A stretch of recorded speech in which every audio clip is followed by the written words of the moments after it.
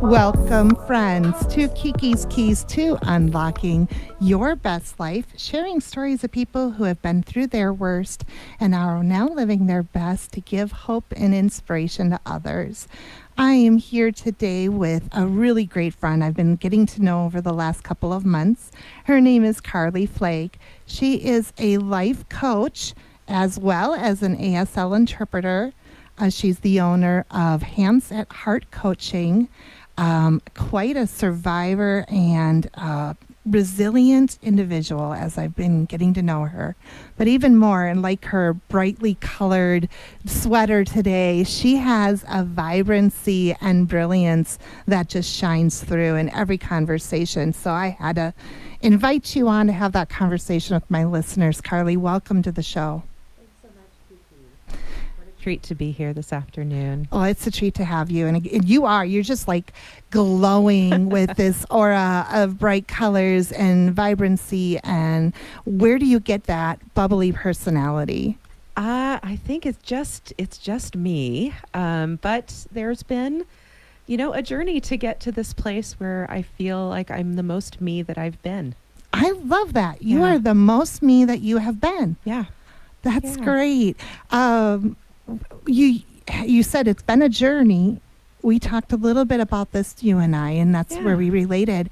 You used to have really debilitating panic attacks. I did for a season. Yeah. So do you mind talking a little bit more what that was like? Sure. It actually came on after I had a pulmonary embolism. So it was in the winter of 2013 to 14, and I was training to run a marathon, best shape of my life since or before. And I got home from a family trip and started having some chest pain and went to the hospital to find out I had pulmonary emboli all across my lungs. And I got to hear the phrase, "Did you know you almost died?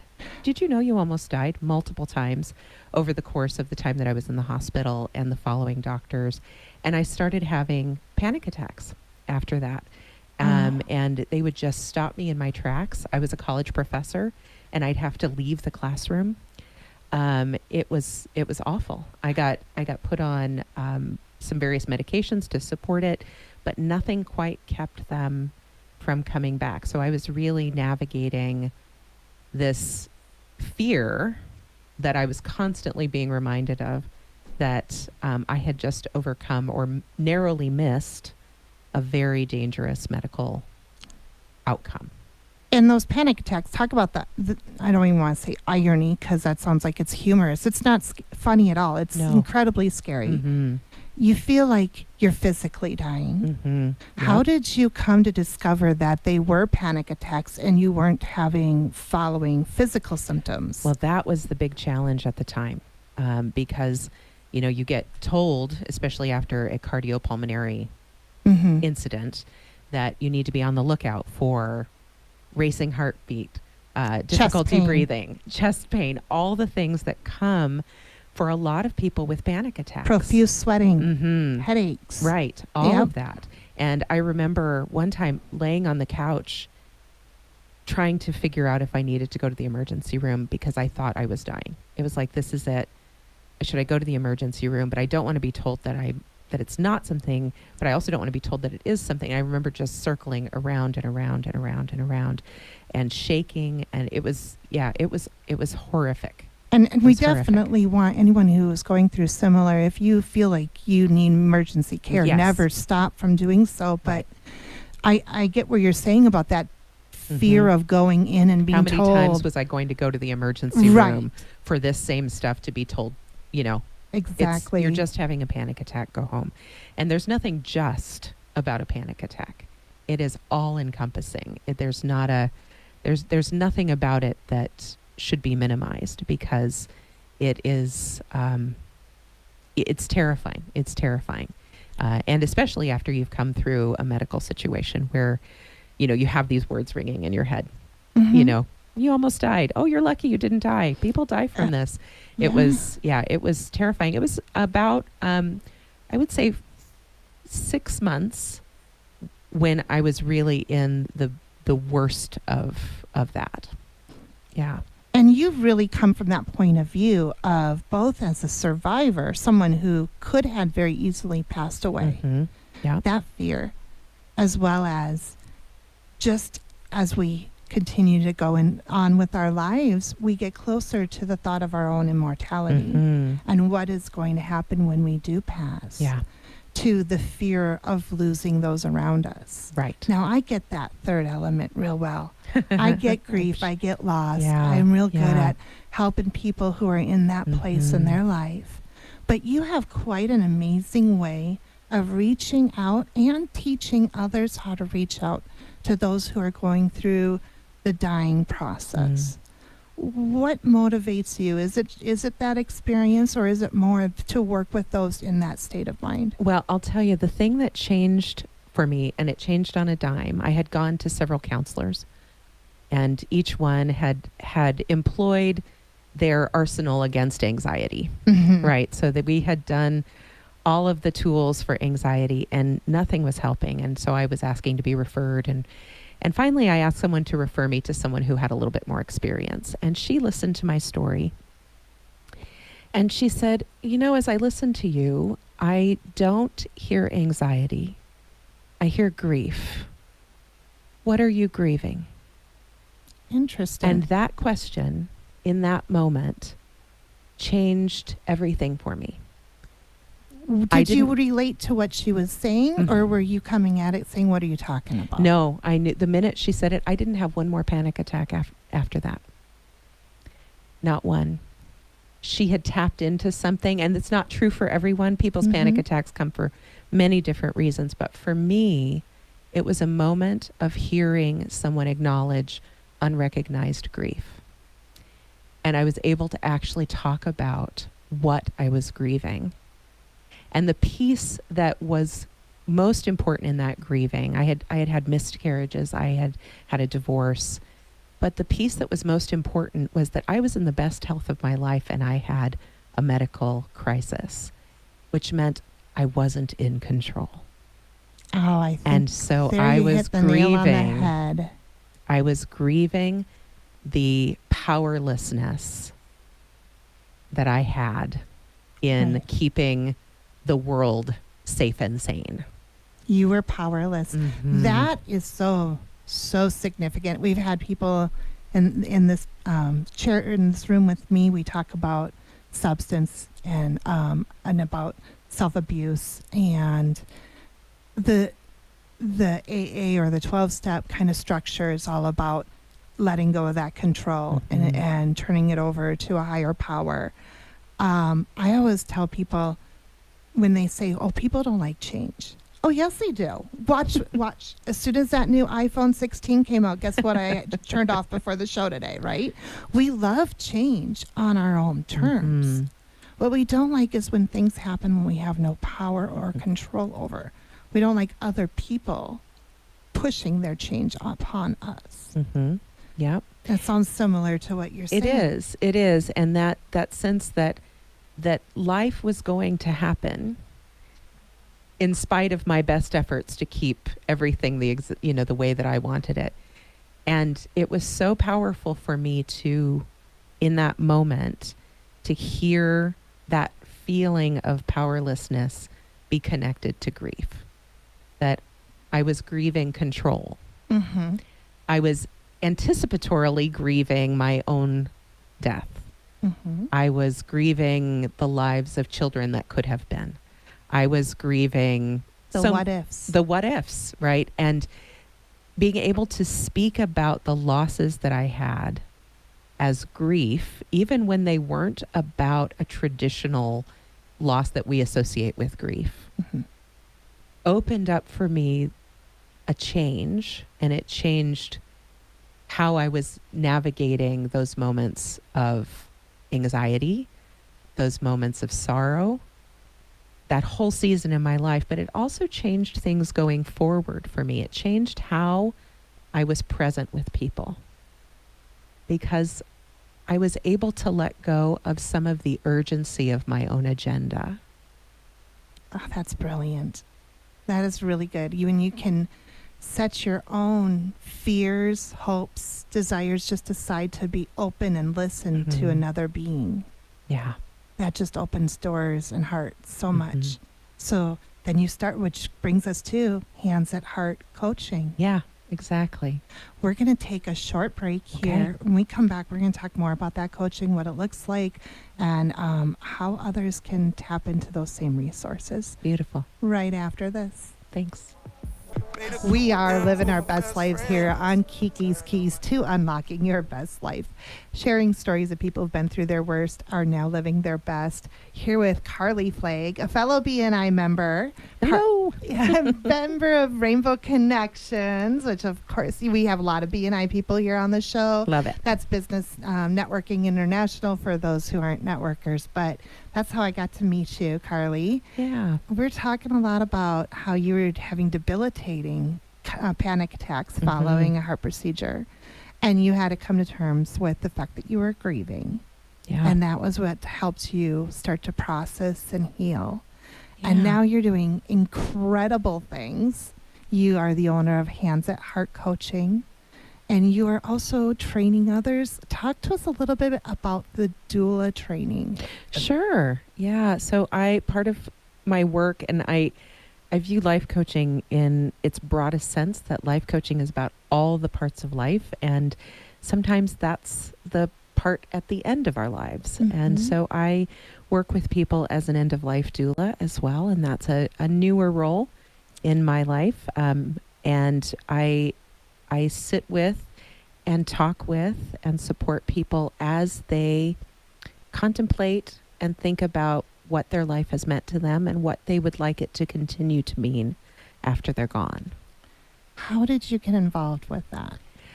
So I have some family members who work in hospice, and my mother had metastatic breast cancer, and she had cancer and managed and navigated her cancer for almost 20 years. And as I was spending time with her and being with her, I realized that I actually had quite a skill for being with people in the hardest parts of their lives. And I think it comes back to that being present without agenda, that I'm able to sit with people and listen and hear what's important to them and offer back what I hear. And that can help them begin to create a sense of overt meaning, a sense of known or understood meaning for the life they have lived, and an understanding that their life and contributions continue after they are gone. That is incredible. I'm trying not to tear up, y'all. It's not very often that I become speechless, even on the show. But that is so powerful. I've heard of doulas before as being there for birthing for women who are having babies, and it's such a cliche. Oh wow, I'm stumped for words. This is a first. Like 34 shows, this is a first. To take that from that perspective of life coming in and being there as life is preparing that next journey. I didn't even know that those doulas existed. Yeah. I'm sure it's a very small number of people that do what you do. It's growing. There's a growing movement, a doula movement, to help people be trained in how to be present at the end of life, even if they don't do that for work. We are not very good about talking about the last stages and chapters of our lives in the United States. We are. People don't like talking about it, and it can be very cultural as well. Yes, different cultures, different ways of approaching that. But the doula role, the doula mindset, is about being comfortable in having those conversations as death being a part of life. We, yeah, guys, this is funny. I don't usually get so stunned. It's just very, very powerful. I've been there. I've been there when my uncle was passing, and I've been there when my best friend's mother was passing. Yeah. And that's just such an honorable position to be welcomed into. Mm-hmm. And so I just really think what you're doing is phenomenal. Thank you. How can someone get more involved if it's something they want to learn more of, or if they just want to learn more about how you can help another family? Sure. So right now I'm actually, we're starting on Wednesday. So you're in the last couple days. If you're really interested in learning to be a doula or have that mindset, I'm partnering with Harmony Community Healthcare and Harmony Community Foundation to run a 4-month training for end-of-life doulas. So if you're interested in that, send me an email right quick, and we'll get you signed up for the Wednesday start. But you can also just reach out to me or to anyone at Harmony specifically. I know is working with doulas, but other hospices around town also work with doulas. And what is your website so people can find that and your email and contact information? So my website is under development. Oh, so you're okay. going to go, and it's not going to be a great website to look at just so probably yet. better share your email address. But my then. email address is carlyflag@handsatheart.com. And anyone's welcome to reach out to me. I'd love to meet and greet people, see where I can step and come alongside them or their families as a coach or as a doula, as a grief support specialist, in whatever way I can be of service. That's great. So that's Carly Flagg, CarlyFlagg at handsatheart.com. That's right. And you're also on Facebook. I am. I have a little growing group on Facebook and on Instagram. But right now, it's mostly reach out to me. I am very individualized in my approach to people, and so I'd love to start from a really individualized place. And at the end of the day, when you're looking back and you know you've helped someone throughout that day, what stands out in your mind the most when you rest at night? What is that one story or that one touch you had that you carry with you always? I have been working with a client we're not doing end-of-life work, we're just doing coaching work. And we were talking about some of the challenges that she feels with feeling good enough to do her work, the work that she does. And we did a lot of talking about the support that she needed to go forward. And she sent me a text message 2 or 3 days later and said, I want you to know that I have for 20 years behaved the same way in the meeting I just came from. And today I did something different and everything changed. And so I want to thank you for being present with me. And that for me is what it's all about when I've sat with someone and they have figured out what they needed. And I've been able to just be a place for them to say those words, maybe for the first time, and to have everything be different in the way that they want it to be. In the way that they wanted it to be. They're going for their goals. Sometimes we get burned out. We feel like it's not attainable anymore. Yeah. Yeah. I think we talked a lot, too, about imposter syndrome. Did you have a class that you're doing on imposter syndrome? I do. It's one of my big areas of focus. This kind of reminds me a lot of that. Why do you think we do that? Why do we build up so much negativity in our own minds to hold ourselves back? To protect ourselves. To protect ourselves from failing, to protect ourselves from being hurt, to protect ourselves from disappointment.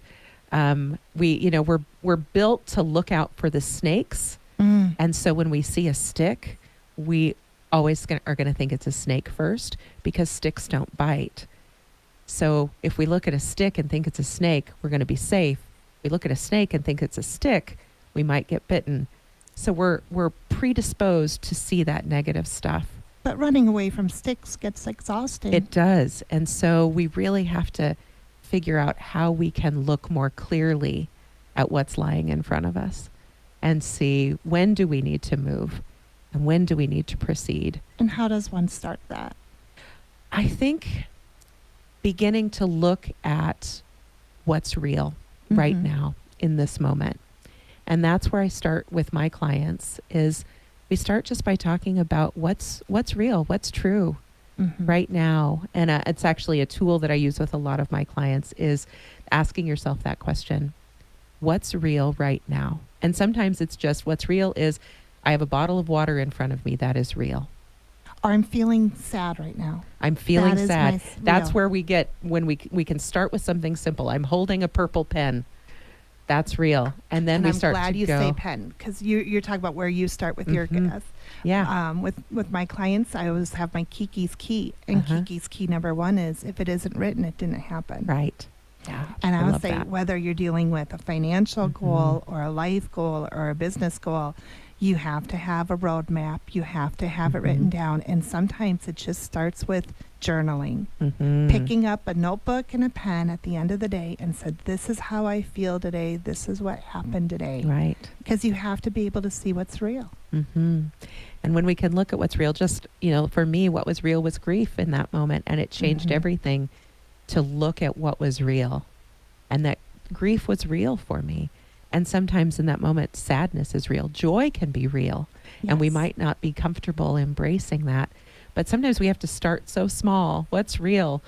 I'm holding a purple pen. What's real? I'm sitting in a gray chair. These things are real. Okay, now what else is real?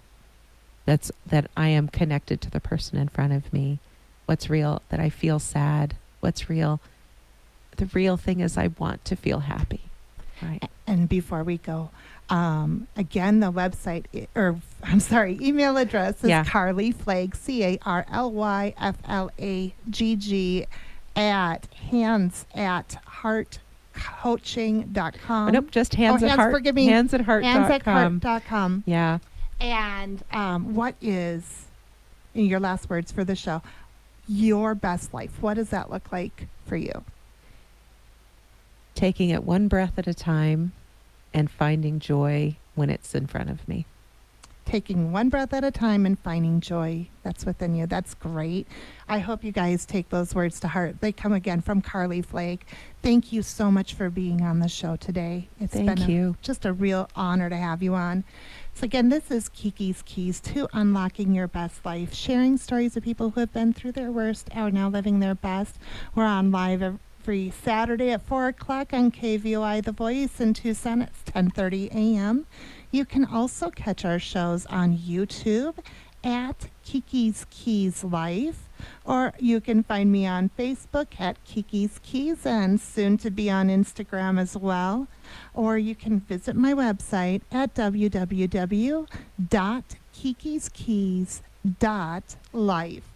And until next week, folks, go out and be the best you can be, because nobody else can do it better than you.